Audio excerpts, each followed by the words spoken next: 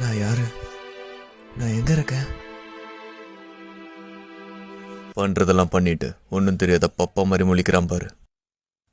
நைனா, ஆத்தா, எப்பரா இருக்கேன் மௌனே? நம்ம கிளான்காரங்கெல்லாம் மேல செம்ம பாஸ்தல இருக்கானுங்க. உன் நைனாவால கூட உன்னை காப்பாற்ற முடியாது. யாரா அந்த பையன்? நான் தான் அந்த பையன்.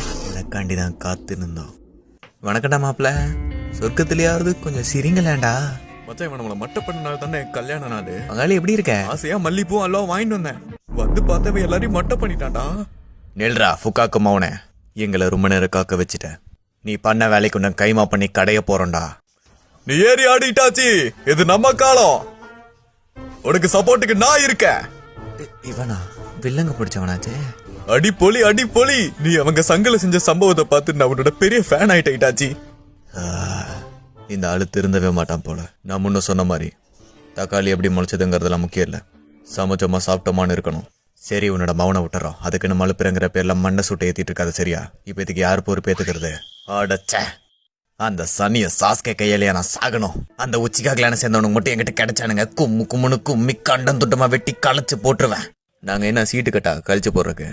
ஆமா, மல்லிப்பூ இவர் கொடுத்துட்டா அல்வாவி சேர்த்து கொடுத்துரு. அதெல்லாம் மாமா வாங்கிப்பாரு. இல்ல